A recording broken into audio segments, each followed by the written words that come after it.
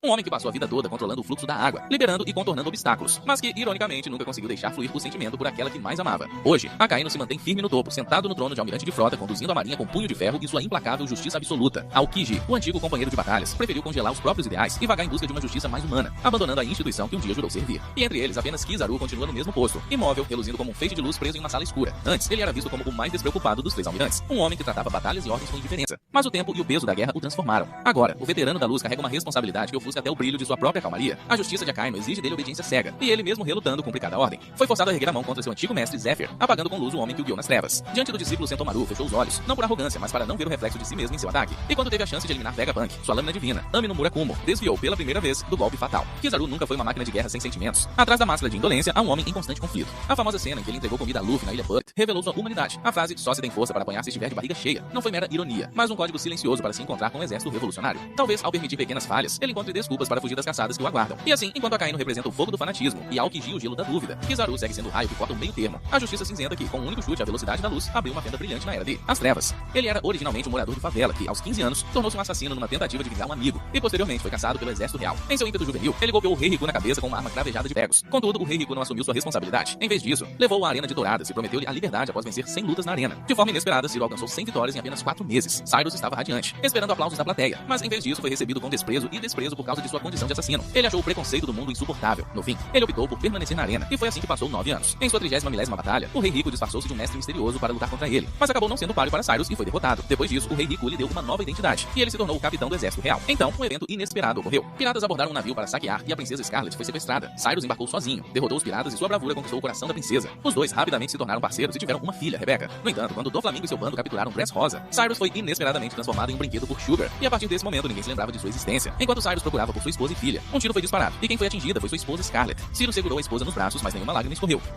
Este é o episódio que mais me fez sentir tristeza em relação ao Luffy. Durante a fuga da Ilha Cake, Katakuri alcançou Luffy. Luffy lutou para controlá-lo, e quando estava prestes a perder o controle, Broly emergiu do espelho. Luffy imediatamente a agarrou e, ansioso, chamou Nami e os outros. "Eu definitivamente voltarei. Deixo vocês todos comigo a partir de agora." Dito isso, Luffy puxou Katakuri e Broly para o mundo dos espelhos. Luffy agiu com decisão, quebrando o espelho atrás dele. Katakuri também admirava muito as ações de Luffy. Enquanto conversavam, os dois começaram a se desentender. E antes mesmo da luta começar, Luffy já estava completamente dominado. Com os mesmos movimentos e habilidades, a força e a velocidade de Katakuri superam em muito as de Luffy. Luffy desembainhou seu machado gigante, mas Katakuri invocou um machado várias vezes maior que Luffy, que desferiu um golpe certeiro, derrotando Luffy rapidamente. Nesse instante, Broly se preparou para incendiar o Sunny através dos espelhos. Luffy recolheu os cacos de espelho do chão, chamou Nami e pediu a ela e aos outros que quebrassem todos os espelhos. Ele os tranquilizou, dizendo que encontraria um jeito de voltar. Para permitir que Luffy se concentrasse em lidar com Katakuri, Nami, embora relutante, quebrou todos os espelhos. Eles combinaram de se encontrar na Ilha Koga, mas Luffy acabou sendo capturado por Katakuri. Sem conseguir se libertar, Luffy levou um forte chute de Katakuri. Apesar da dor insuportável, Luffy manteve a boca fechada, sem emitir qualquer som. Temendo que Nami e os outros se preocupassem, Luffy não teve tempo para dar atenção às perguntas ansiosas de seus companheiros. Sob o ataque implacável de Katakuri, Luffy permaneceu em completo silêncio, suportando tudo. Finalmente, encarando o espelho estilhaçado, Luffy forçou um sorriso. Talvez essa seja a responsabilidade do capitão.